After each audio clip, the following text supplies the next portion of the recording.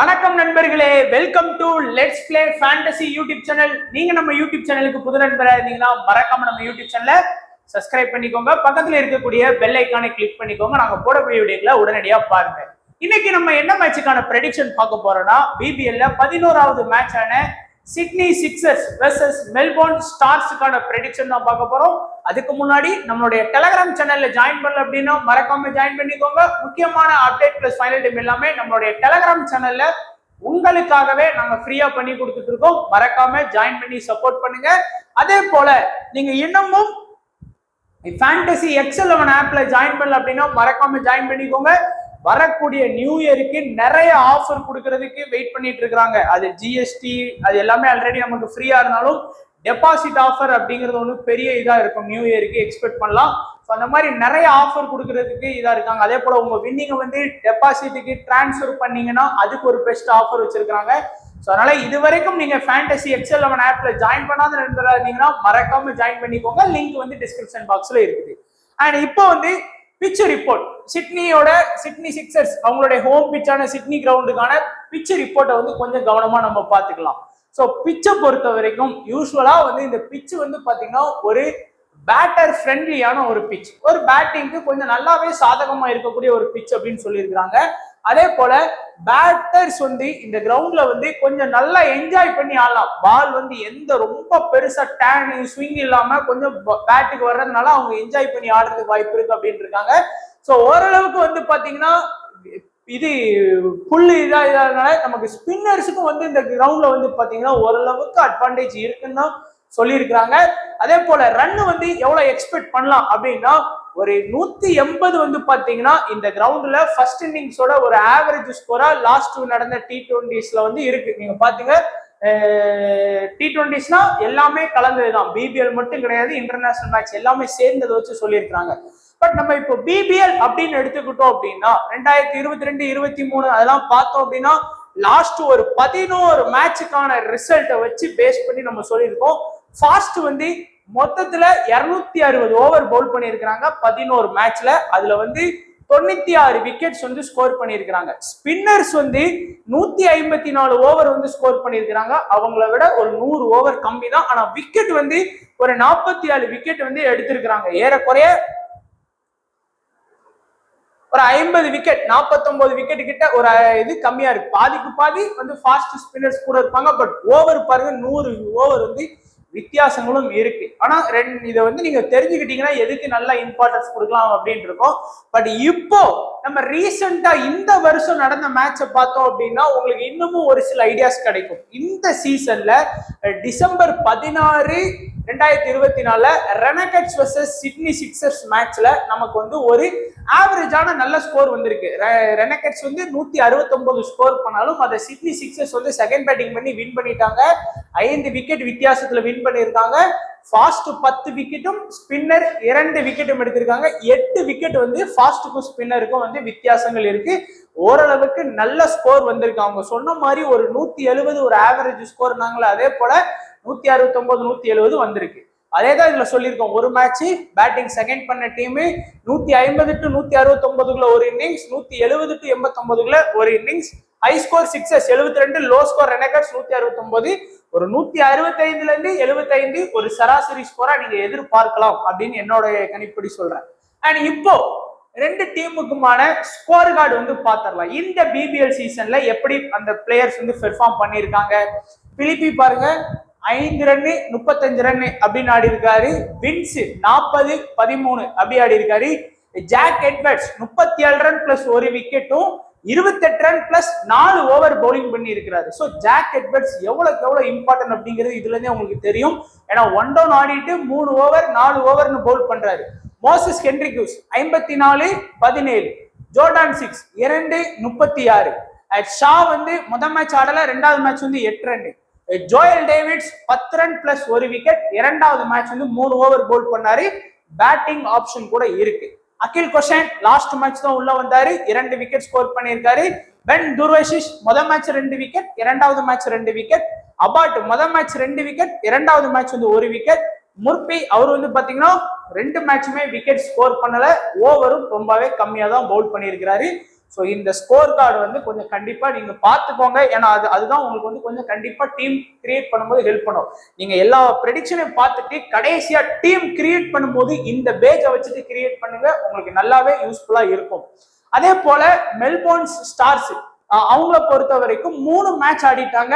அதுல Duckett last match தான் உள்ள வந்தாரு, டக் அவுட்ல போயிட்டாரு. சாம் ஹார்பர் 1-46 48 ஸ்கோர் பண்ணியிருக்காரு. ஸ்டோய்னிஸ் 37 26 ரன் பிளஸ் ஒரு wicket 27 run plus 2 over Pavul பண்ணியிருக்காரு. மேக்ஸ்வெல் லாஸ்ட் மேட்ச் தான் உள்ள வந்தாரு, 15 ரன் பிளஸ் ஒரு விக்கெட் எடுத்திருக்காரு. தாமஸ் ரோஜர் 14 1 2 ரொம்பவே கம்மியா தான் வந்து ஸ்கோர் ஆடி இருக்கிறாரு. வெப்ஸ்டரும் லாஸ்ட் சீசன் மாதிரி இல்லாம இந்த சீசன் ரொம்பவே கம்மியா தான் ஆடி இருக்கிறாரு. 19 28 ரன் பிளஸ் 2 ஓவர் பவுல் பண்ணியிருக்கிறாரு, 3 ரன் அடிச்சிருக்கிறாரு. கார்ட்வைட் 18 15 4 அப்படின்னு சொல்லி ஆவரேஜா ஸ்கோர் பண்ணியிருக்கிறாரு. டாம் கருண் 37 ரன் பிளஸ் ஒரு wicket 3 run plus 3 over Pavul பண்ணியிருக்கிறாரு. 25 ரன் பிளஸ் 4 ஓவர் பவுல் பண்ணியிருக்கிறாரு. வேரன் வந்து ஒரு விக்கெட் லாஸ்ட் மேட்ச் எடுத்து கொடுத்தாரு, மெயின் ஸ்பின்னரா இருக்கிறாரு. Milne 1 wicket 0 wicket 2 wicket. Peter Siddle 1 wicket playing லெவல்ல இல்ல 2 விக்கெட் ஸ்கோர் பண்ணி கொடுத்திருக்கிறாரு.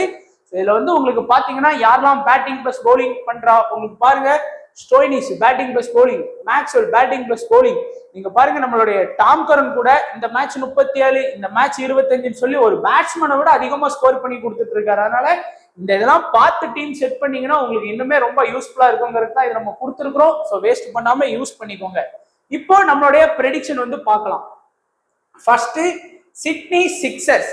சிட்னி சிக்ஸர்ஸ் ஒரு ஸ்ட்ராங்கான டீம், 2 மேட்ச் ஆடி 2மே வின் பண்ணி இருக்கிறாங்க. சிட்னி தண்டர் கூட தான் கடைசி ஓவர் வரைக்கும் போராடி வெற்றி பெற்ற டீம். ஃபர்ஸ்ட் நம்ம பவுலிங் ஆப்ஷன் வந்து பாத்திரலாமா. பவுலிங் ஆப்ஷனை பொறுத்த வரைக்கும் அவங்களுடைய மெயின் பவுலிங் ஆப்ஷன்ல இருக்கக்கூடிய இதெல்லாம் பாத்திரலாம். அகில் கொஷன், டோட் முர்பி, அடுத்து அபாட்டு, டூர்வஷிஷ், அடுத்து வந்து மோசஸ் ஹென்ரி குஷன் வருது பாருங்க, ஜாக் எட்வர்ட்ஸ். இந்த 5 பேர் வந்து அவங்களுக்கு வந்து நல்ல பவுலிங் ஆப்ஷன்ல இருக்கிறாங்க. அதுக்கப்புறம் நமக்கு வந்து ஜோயல் டேவிட்ஸும் பவுலிங்ல இருக்கிறாரு. ஸோ நம்ம வந்து ஃபர்ஸ்ட்ல இருந்து சரியா பார்த்துடலாம். ஃபர்ஸ்ட் வந்து Jack Edwards, Joel Davies, Akeal Hosein, Todd Murphy, Sean Abbott, Ben Dwarshuis. இந்த 6 பேர் வந்து நமக்கு பவுலிங் ஆப்ஷன்ல இருக்கிறாங்க. ஸோ 6 பேர் இருக்கும்போது அப்போ நம்ம வந்து 4 ஓவர் கவர் பண்ணக்கூடிய பவுலர்ஸ்க்கு வந்து நம்ம இம்பார்ட்டன்ஸ் கொடுத்தாகணும். அதுல வந்து பாத்தீங்கன்னா அகில் கொஷன் 4 ஓவர் கண்டிப்பா பவுல் பண்ணுவாரு, அபாட்டு 4 ஓவர் கண்டிப்பா பவுல் பண்ணுவாரு, டூரோஷிஸ் வந்து 4 ஓவர் பவுல் பண்ணுவாரு, ஜாக் எட்வர்ட்ஸ் குறைந்தது 3ல இருந்து 4 ஓவர் பவுல் பண்ணுவாரு. முர்பே வந்து பாத்தீங்கன்னா டோட் முர்பே 1ல இருந்து 2 ஓவர் பவுல் பண்றதுக்கு வாய்ப்பு இருக்கு. ஸோ அப்படி பார்த்தா நமக்கு 4 8 12 15 16 17. ஸோ இது ஜோயல் வந்து 3ல இருந்து 4 ஓவர் வரைக்கும் பவுல் பண்ணலாம் அதிகபட்சம், அவங்களுக்கு அந்த வாய்ப்பு இருக்கு. ஸோ இதுதான் இவங்களுடைய ஓவர் ஆப்ஷனா இருக்கும். இப்போ இனிஷியல்ல யார் அட்டாக் பண்ணுவோம் அப்படின்னு பாத்தீங்கன்னா பொதுவா அந்த பவர் பிளே முதல் 4 ஓவர்ல ஜாக் எட்வர்ட்ஸ் வந்து 2 ஓவர் பவுல் பண்ணுவாரு. அடுத்து வந்து பென் டூரோஷிஸும் அவரும் வந்து 2 ஓவர் கிட்ட பவுல் பண்ணுவாரு. அதுக்கப்புறம் தான் மிடில் வந்து அகில் கொஷனா இருக்கட்டும், அபாட்டா இருக்கட்டும், அடுத்து ஜோயல் டேவிட்ஸ், இவங்களுடைய ஸ்பின்னர் அட்டாக் ஃபுல்லாமே அந்த மிடில் தான் வரும். டெத்லயும் வந்து பாத்தீங்கன்னா அபாட் வந்து பவுல் பண்ணுவாரு, பென் டூரோஷிஸ் வந்து பவுல் பண்ணுவாங்க, டெத் அட்டாக்ல இருக்கும். ஸோ இப்போ நீங்க காமனா பாத்தீங்கன்னா இதுல வந்து மஸ்ட் ஆப்ஷன்ல வந்து சேஃபான பிக்னா உங்களுக்கு வந்து ஜாக் எட்வர்ட்ஸ். ஏன்னா பேட்டிங் ஆடுறாரு, ஒரு குறைந்தது வந்து அவர்கிட்ட இருந்து நம்ம வந்து ஒரு 15ல இருந்து ஒரு 25 ரன் பிளஸ் ஒரு விக்கெட் ஸ்கோர் பண்ணி கொடுத்தாருன்னா அது பெஸ்ட் பாயிண்ட்டுக்குள்ள வந்துருவாரு. ஸோ ஜாக் எட்வர்ட்ஸ் வந்து ரொம்பவே வந்து ஒரு சேஃபான ஆப்ஷனா வந்து உங்களுக்கு இருக்கிறாரு. அதுக்கு அடுத்தபடியா பென் டூரோஷிஸ், ஏன்னா மேட்சுக்கு மேட்ச் மினிமம் 2 விக்கெட்டு அல்லது 2 விக்கெட்டுக்கு மேலேயும் எடுத்து கொடுக்கக்கூடிய ஒரு பிளேயர் அப்படிங்கிறதுனால ஒரு சேஃபான ஆப்ஷன். அது போக அபாட்டும் வந்து ஒரு நல்ல ஒரு சேஃபான ஆப்ஷன் உங்களுக்கு வந்து, ஏன்னா அவரும் வந்து மேட்சுக்கு மேட்ச் ஒரு 2 விக்கெட்டு அல்லது 2 விக்கெட்டுக்கு மேல கூட எடுத்து கொடுக்கலாம். அகில் கொஷன் ரீசெண்ட் டைம்ஸ்ல நல்ல ஃபார்ம்ல இருக்கிறாரு, மினிமம் 1 விக்கெட் அல்லது 1 விக்கெட்டுக்கு மேல கூட எடுத்து கொடுக்கலாம். ஏன்னா 4 ஓவர் நறுக்குன்னு பவுல் பண்ணிடுவாரு. அப்படிங்கும் போது கண்டிப்பா அந்த 1 விக்கெட் பிளஸ்ங்கிறது வாய்ப்புகள் இருக்கு. ஸோ அகில் கொஷனும் ஒரு சேஃபான ஒரு ஆப்ஷன் தான். இதுல இப்போ பார்க்கக்கூடியது ரிஸ்கான ஆப்ஷன். இந்த மொத்தமே வந்து பாத்தீங்கன்னா நமக்கு வந்து 6 பவுலிங் ஆப்ஷன்ல 1 2 3 4 இந்த 4 பேருமே ரொம்பவே சேஃபான பிளேயர்ஸ். நீங்க சேஃபா போகணும் அப்படின்னா அவங்க தான் எடுத்துட்டு போகணும். அதே தான் ரிஸ்க் எடுக்கணும்னு நினைச்சீங்க அப்படின்னா உங்களுக்கு வந்து ஜோயல் டேவிட்ஸ் இருக்கிறாரு. ஏன்னா 3ல இருந்து 4 ஓவர் பவுல் பண்றாரு. சிட்னி சிக்ஸர்ஸை பொறுத்த வரைக்கும் பிலிப்பி வின்ஸ் வந்து நீங்க நம்ப முடியாது பெருசா. ஃப்ரம் ஃபர்ஸ்ட் பால்ல இருந்து ஆடக்கூடிய பிளேயர்ஸ் ஹிட்டர்ஸ்ங்கிறதுனால விக்கெட் விட்டுட்டாங்கன்னு வைங்களேன், அவருக்கு வந்து பேட்டிங் ஆடுறதுக்கான வாய்ப்புகள் இருக்கு. அப்படிங்கிற பட்சத்துல ஒரு 20 ரன் ஆடி ஒரு விக்கெட் எடுத்து கொடுத்தா கூட ட்ரீம் டீம்ல வருவாரு. ஆனா அவர் வந்து ஒரு ரிஸ்கான பிளேயர் தான் உங்களுக்கு. ஏன்னா செலக்டட் பெர்சன்டேஜை பொறுத்த வரைக்கும் 10% தான் செலக்ட் பண்ணியிருக்கிறாங்க. அதனால ஒரு ரிஸ்கான ஆப்ஷன்ல அவரை வைக்கலாம். அதே போல முர்பே வந்து வெறும் 5% தான் செலக்ட் பண்ணியிருக்காங்க. High risky player. ஏன்னா மேட்ச் 2 ஓவர் பவுலிங் பண்ணி விக்கெட் எடுக்கல. 2வது மேட்ச் 1 ஓவர் தான் கொடுத்தாங்க. ஒருவேளை இன்னைக்கு வந்து ஸ்பின்னுக்கு பயங்கரமா சப்போர்ட் கிடைச்சிட்டுன்னு வச்சுக்கோங்களேன், ஒரு 3 ஓவர் பவுல் பண்ணி ஒரு எதிர்பாராத விதமா ஒரு 2 விக்கெட் ஸ்கோர் பண்ணி கொடுத்தா கண்டிப்பா ட்ரீம் டீம்ல வருவாரு. பட் ரொம்ப ரிஸ்கான பிளேயர். அப்படிங்கிற பட்சத்துல நீங்க ஒரு மெகா லீக் அந்த மாதிரி போக்கஸ் பண்றீங்க அப்படின்னா ஒரு 10 டீம் அந்த மாதிரி போடுறீங்கன்னா அட்லீஸ்ட் ஒரு 2-3 வேணாம் 1 or 2 டீம்ஸ்லயாச்சும் நீங்க வந்து கண்டிப்பா அவர் வந்து ட்ரை பண்ணி பாருங்க. ஏன்னா லாஸ்ட் சீசன்ல அவர் தான் சிட்னி சிக்ஸர்ஸுக்கு மெயின் ஸ்பின்னர் ஆப்ஷனா இருந்தாரு. ஸ்டீவோ கெஃபையும் அவர் தான் இருந்தாங்க. அதை கொஞ்சம் ஞாபகம் வச்சுக்கோங்க. அடுத்து பேட்டிங் ஆப்ஷனை பொறுத்த வரைக்கும் நம்ம பார்த்தோம் அப்படின்னா நமக்கு பேட்டிங்ல வந்து இனிஷியல்ல ஓபனிங் பண்ணக்கூடிய பிலிப்பி அண்ட் ஜேம்ஸ் வில்ஸ் 2 பேருமே ஹார்ட் ஹிட்டர்ஸ் தான். எனக்கு தெரிஞ்சு வந்தா வருது போனா போதுன்னு ஆடக்கூடிய பிளேயர்ஸ் தான். அப்படிங்கும்போது அங்க வந்து மெல்போர்ன் ஸ்டார்ஸ் வந்து பவுலிங் ஓரளவுக்கு நல்லா இருக்கு. ஏன்னா ஆடம் மில்லே, பீட்டர் ஸ்டடி இவங்க தான் முதல் பவர் பிளேல அட்டாக் பண்றதுனால 2 பேருமே வந்து எனக்கு தெரிஞ்சு 30 ரன்னுக்கு கீழே தான் அடிக்கிறதுக்கு வாய்ப்புகள் இருக்கு. அதுக்கப்புறம் நீங்க வந்து ஜாக் எட்வர்ட்ஸ் வந்து நீங்க எடுத்திருப்பீங்க. அடுத்து மோசஸ் ஹென்ரிக்யூஸ். நீங்க கம்பேர் டு வந்து பாத்தீங்கன்னா பேட்டிங்ல வந்து மோசஸ் ஹென்ரிக்யூஸ்லாம் ஒரு சேஃபான பிக். ஏன்னா 80% பேர் செலக்ட் பண்ணியிருக்கிறாங்க. அதே போல பிலிப்பியையும் பாத்தீங்கன்னா உங்களுக்கு ஒரு சேஃபான பிக் தான். ஏன்னா ஒரு 75% பேர் செலக்ட் பண்ணியிருக்கிறாங்க. வின்ஸுமே உங்களுக்கு வந்து ஒரு சேஃபான பிக் தான். ஏன்னா எல்லாருமே ஒரு 60ல இருந்து 65 பேர் வந்து செலக்ட் பண்ணிட்டாங்க ஆல்மோஸ்ட். ஸோ நீங்க வந்து சேஃபா டீம் கிரியேட் பண்றீங்க அப்படின்னா பிலிப்பி, வின்ஸ், மோசஸ் ஹென்ரிக்யூஸோட தான் நீங்க போகி ஆகணும். ஆனா பேட்டிங்ல ஒரு ரிஸ்க் எடுத்து பார்க்கலாம். ஜோர்டான் சில்க்ஸ் நான் ஏற்கனவே சொல்லியிருக்கேன், டாப் ஆர்டர்ஸ் சரியா விளாடலன்னா அவர் ஆடி கொடுப்பாருன்னு சொன்னோம். அதே போல லாஸ்ட் மேட்ச் ஒரு 30+ ரன் அடிச்சு கொடுத்தாருல, அதே போல ஆனா ஒரு ரிஸ்கான ஆப்ஷன் தான் அவருக்கு. ஏன்னா ஒரு 15% பேர் தான் அவரை வந்து ட்ரை பண்ணியிருக்காங்க. ஆனா எனக்கு தெரிஞ்சு வின்ஸுக்கு பதிலா நீங்க வந்து ஜோர்டான் சில்க்ஸை ட்ரை பண்ணலாம். பிலிப்பிக்கு பதிலாக ட்ரை பண்றது கொஞ்சம் ரிஸ்கான ஆப்ஷனா இருக்குமோன்னு தான் எனக்கு தோணுது. அதனால அது மட்டும் எனக்கு தேவையில்லைன்னு தோணுது. ஏன்னா சேஃபா போறது பெஸ்ட்.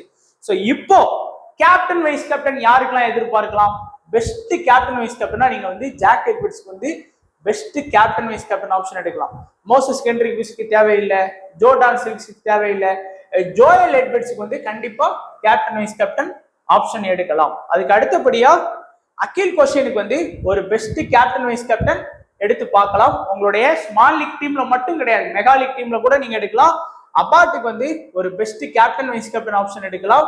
அதே போல பென் டூரோசிஸ்க்கும் ஒரு கேப்டன் வைஸ் கேப்டன் ஆப்ஷன் எடுக்கலாம். ஸோ 5 பேருக்கு வந்து கேப்டன் வைஸ் கேப்டன் ஆப்ஷன் சொல்லியிருக்கேன். இதுல ஸ்மால் லீக்குன்னு போனீங்க அப்படின்னா நீங்க வந்து ஜாக் எட்வர்ட்ஸுக்கு வந்து ஸ்மால் லீக்ல வந்து நீங்க போகலாம்.